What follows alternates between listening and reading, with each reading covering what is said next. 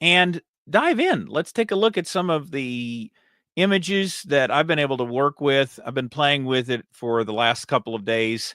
And the reality is there are mistakes along the way, no matter how you slice it. There are mistakes that I make in using the tool, and there are mistakes in the way that the tool works. I have come across a number of scenarios where the tool still doesn't want to generate the images that I want. But we're going to move beyond that and talk about how do you actually begin using this tool.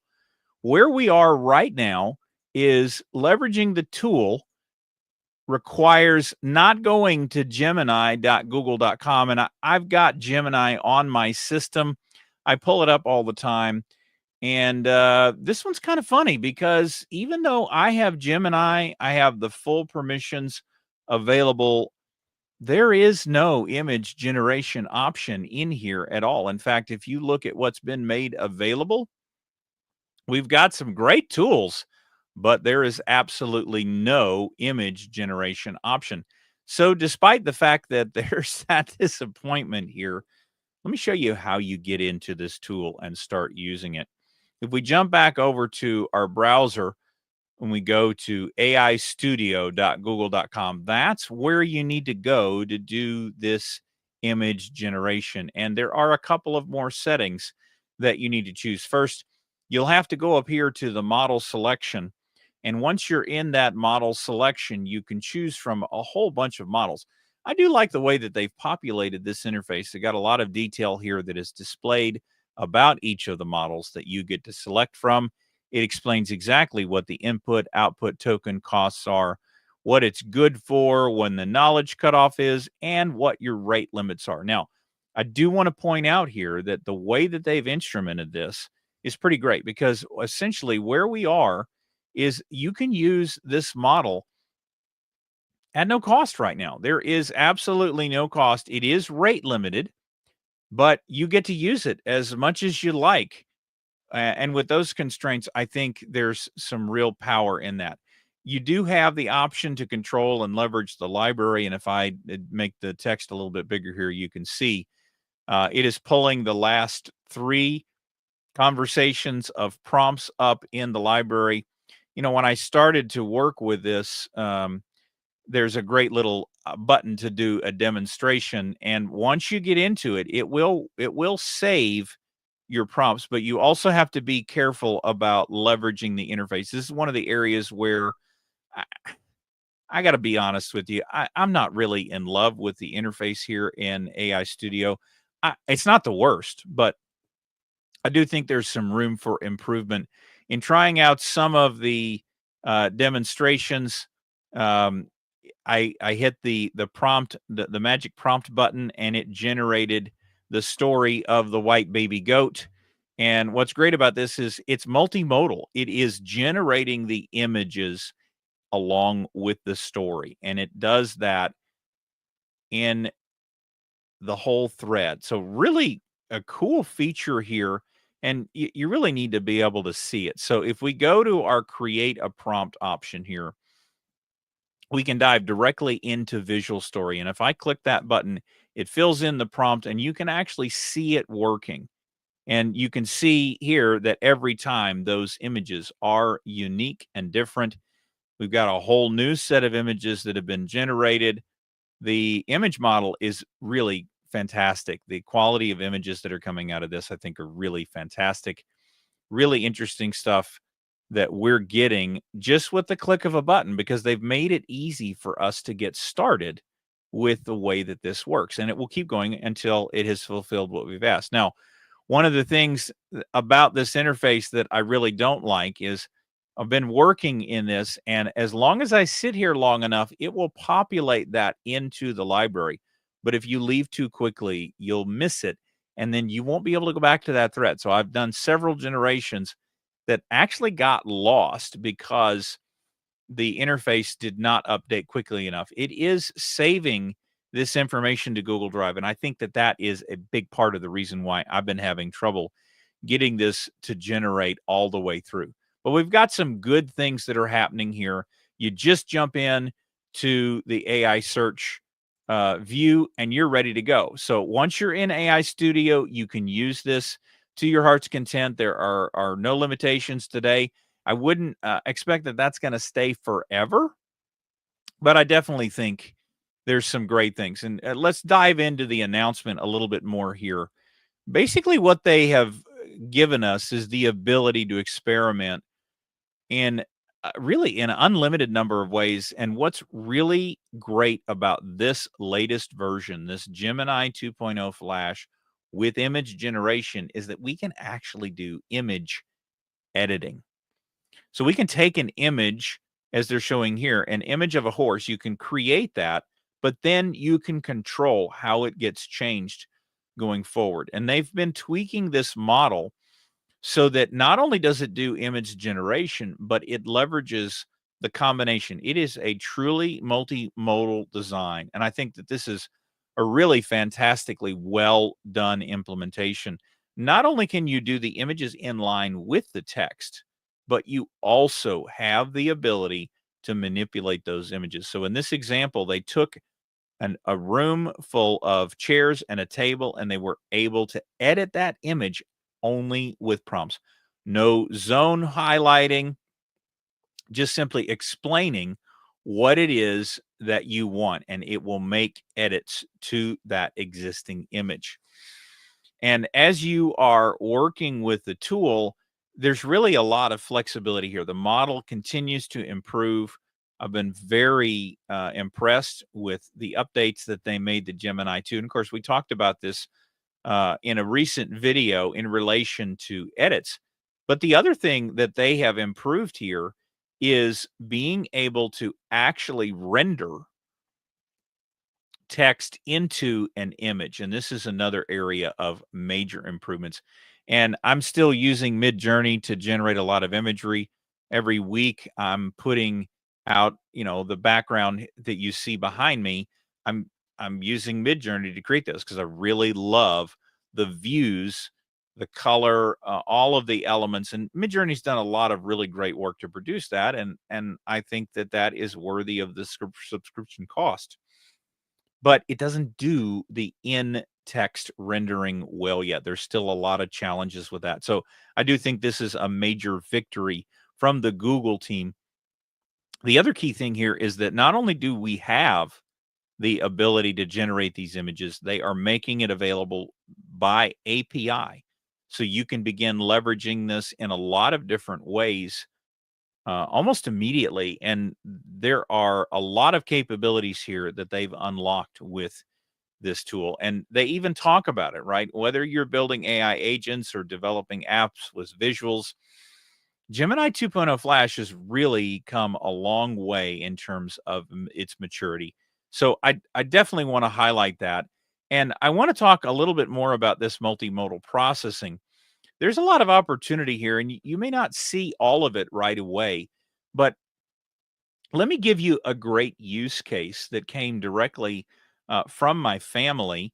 I have two great things that we're going to dive into Google AI Studio and actually work on today, so you get a chance to see it. I'm going to show you some tips right now about how to get into Google AI Studio and use it to do the kinds of manipulations that you want to do. There are a few keys here that are really essential. The first amendment that you need to pay attention to is we've got this lovely temperature knob that is over here. And I'm gonna recommend that you slide that more toward the 0, because I'm gonna bet that what you want to do is a lot of image editing more so than you want to do image generation. So if you're gonna be manipulating those images, make sure you're adjusting that temperature. Now, if you're creating imagery, you probably want to leave that temperature at 1, or perhaps you want to turn it up a little bit more to get some wild imagery. But to give you a sample of some of the things that we can do, I started out with an image that I pulled from Midjourney. Again, being able to start with an image that you like. I love to go out to Midjourney and just look at the catalog. You know, there's so much great imagery that people are producing, and this gallery feature of Midjourney really helps me get started with things more quickly. So what I did is I went into Midjourney, and I found an image that somebody else had generated of these wonderful horses running through the water with the clouds behind them, and I thought, that's a really good start to an image. What could we do with that? How about we turn this into mountains in the background? We've got some knights on horses running through the water, and the cavalry are headed in. Now, is this a perfect image generation? No, I wouldn't say that, but I do think it absolutely did what I wanted it to do. And if you take a good look at it, it is identical in terms of what you see for the horses down, especially this lead horse, where the hooves are positioned, the effects against the water. So it did do what I asked, and it made those adjustments. It did replace that background. It had to pretty much fully replace that. But if you look closely at the clouds here, look, that is exactly the same as what we got in the image, even to a flaw. Because if you look at this upper corner here, that looks like it's maybe some woods, and so you've got woods floating in the sky. So I didn't think that really passes the test. So I thought, okay, let's keep going with this.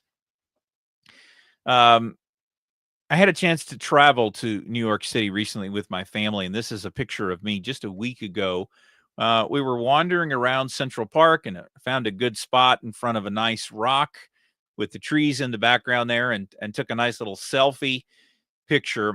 And I thought, that picture doesn't look as good as I wanted it to when I took it. I mean, I really had an imagination of what that was going to look like. So I thought, you know what? I'm in Central Park. What can we do to make this image a little bit better? So I asked it to replace the background. Now, here's what's really interesting about the way that it chose to manipulate the image. It actually decided to leave the tree, and it kind of looks like the tree is in front of the bridge, but you do see that it replaced those buildings in the background. You can see those a little more clearly. You've got the nice reflecting water in the pond there. So there's some real potential for this. I wouldn't say that we're at the point where this image editing is completely flawless, but it's pretty good. And I really had fun doing that. Getting to take the kids. I asked for it to take the kids and put water in the fountain because we were still in the midst of some freezing temperatures recently, and so they take the water out of the fountain. But he wouldn't do it. It actually gave me a warning, and it said the content was blocked. I don't understand why the content was blocked, but we hit a content block. So there are still some rules, guidelines, guardrails, and boundaries that we have to contend with in the world of image editing, perhaps because I have the younger kids are in the picture. Maybe that's the reason that was the case. It didn't tell me. And in fact, with the alert it gave me, basically, because of the content permission problem, I had to end the session and jump to another thread. So let's keep going and talking about some of the other sites that I got to take in. I had the opportunity to go into the Met and see this incredibly large, I had no idea it was this big, this rendering of Washington crossing the Delaware. Really amazing to see in person, and I had to grab a picture of it. But one of the in wandering around the city, one of the things we came across was the Lego store. And I'm a big Lego fan and have been for years, but I didn't know that Lego had introduced some Lego kits that are of well-known pieces of artwork. So I thought, what I wonder what Washington crossing the Delaware would look like in Lego. So I said, make it with Lego blocks. Now I did turn down the temperature so that it wouldn't totally change the imagery of the picture. And if you look closely, let me just change the view here so you can see it full screen. You have to look really close. I mean, it is kind of hard to see with the resolution, but it actually did render it in Lego, and it replaced that imagery. And it's not perfect, but it did exactly what I asked. It did it as if it were Lego blocks. So already we're off to a good start with what it can do and asking it to do those things. Now I'm going to go back to the library here and we'll take a look at a couple more. Another great demo that they gave us was the croissant drizzle, and when you click on that sample prompt, it gives you this image of the croissants and just types in the text, add some chocolate drizzle to the croissants, and it does it, and it really looks fantastic. But again, I hit the not flawless in trying to put together a great thumbnail graphic for tonight's video. I used a tool to generate a thumbnail, and of course, I don't. This guy is generated, but I thought, okay, wouldn't it be cool if I could just take the croissants and I could have them show up on the iPhone screen? And it just wouldn't do it. It didn't understand what I needed it to do. So, again, as much as we've made some really great strides with what you can do here, it is by no means a perfect implementation, and there's some real room for improvement. And because I am doing a lot of thumbnail graphics, I created a bunch of pictures of myself a while back for being able to put onto my thumbnails. So this is the original thumbnail image. And I thought, I wonder, instead of taking a whole new photo shoot against the green screen, if I could just have Google AI Studio with Gemini 2.0 image generation move my hand and my thumb, and lo and behold, look at there. I was pointing with one hand in the original image. It took that and it changed which arm it is that you're seeing in the image, and now I'm pointing with that finger. It's also very interesting what it did with the eyes there. I don't know. That's a little creepy for me. You know, when you're looking at AI images of yourself, it's always a little bit disturbing because you just know it's not you. So then I thought, okay, well, what if I change the clothing? I like to wear the black shirt. I think it looks better on the camera than even the red does, but you know, you got to have the bright colors to get people's attention. It did a good job of replacing the shirt. I'm not really sure what happened with with my other arm, and this is where you do start to see some of the things. If you notice here, we do have the sparkle from Gemini. So they are putting a watermark on those images. So there are limitations to how you can use some of these images. And then, of course, changing the expression here.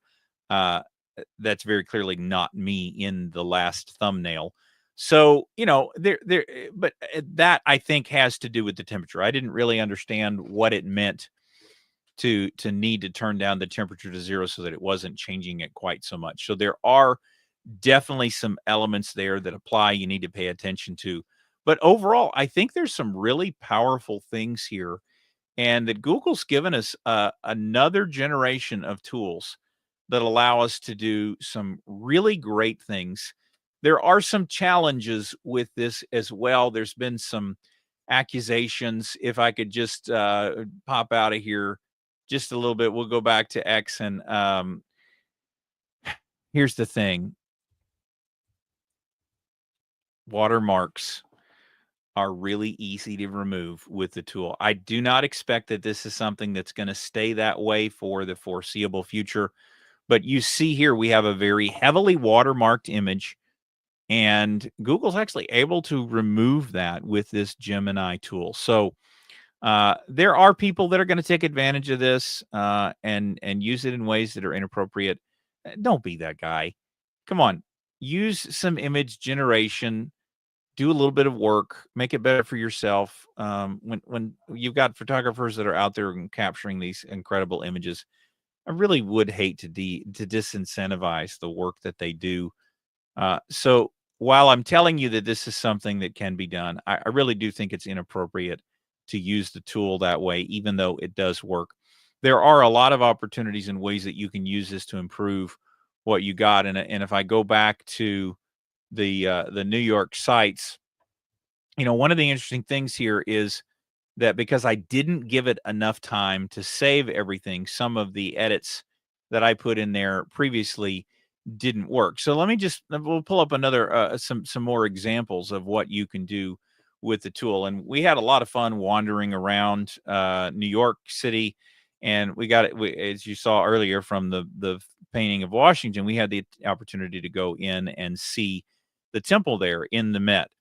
And so one of the cool things that I thought was kind of fun was replace the museum backdrop with Egyptian desert, and it does a pretty good job.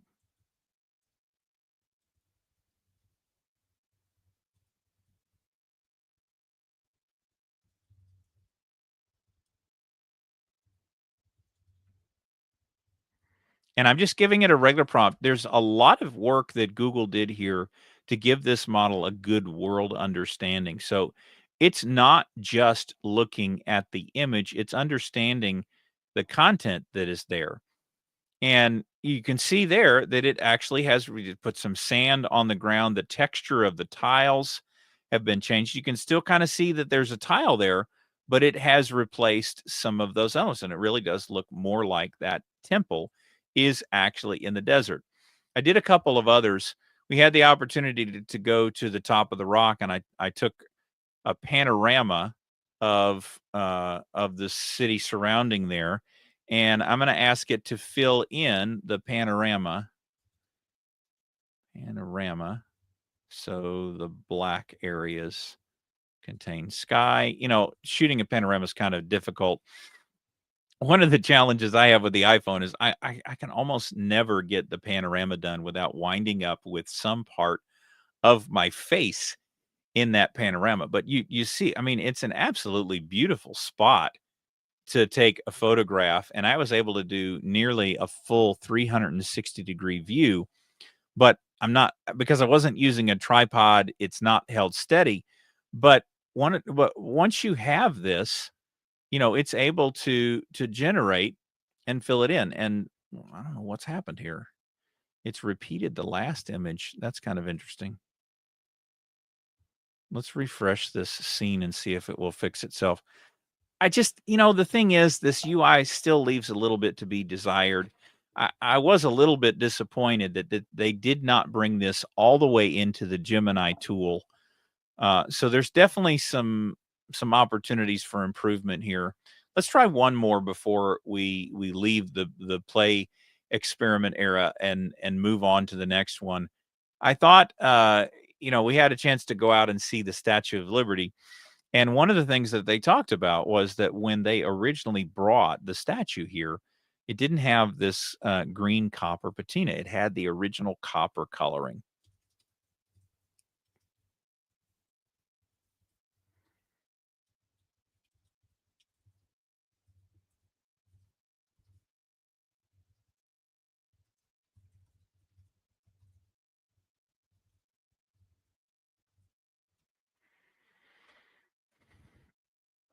And I've done this now multiple times, but because of the prompting cache issue in the interface, I've lost it. And that's the thing that's kind of frustrating to me. When you're used to a tool like Midjourney, I can come in here and I can generate to my heart's content, and it will save image after image, and it's just there, and I can always go back and pull them up. And it's a really quick experience to do that. So I definitely think that Google has some work in the UI department to do. This result is actually not as good as the first one that it gave me, but you can see some of that copper color is in there.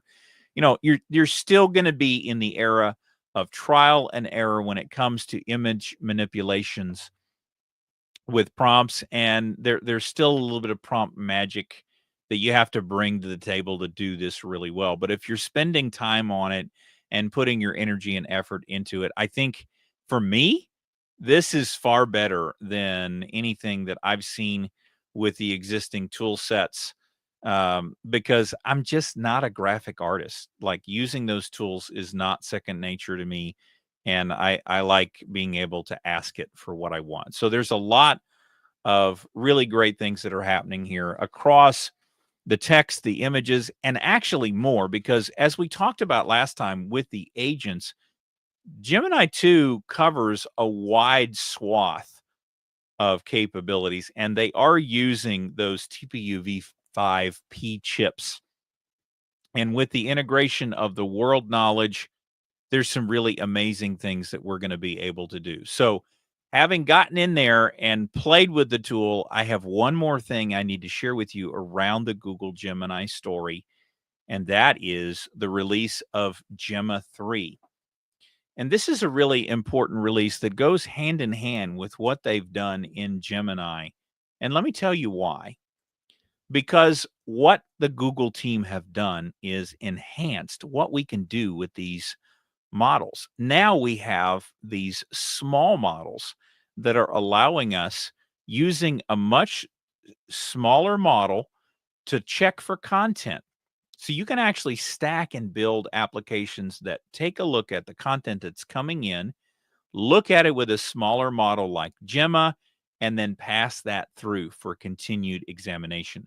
The other opportunity you have here actually is bringing these smaller models to smaller devices.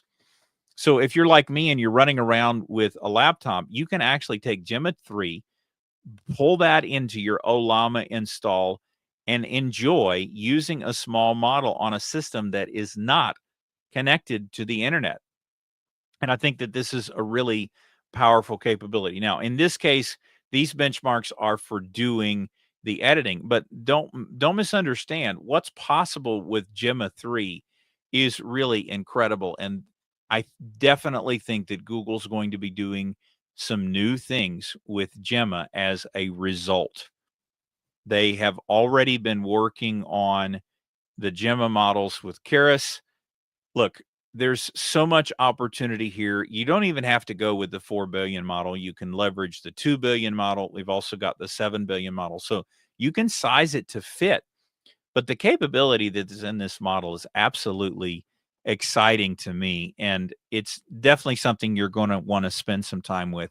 If you followed along with me in some previous videos, you have seen how to get Ollama installed on your system, and you can download those models with the use of Pinocchio. There's a lot of capability in the Gemma 3 release.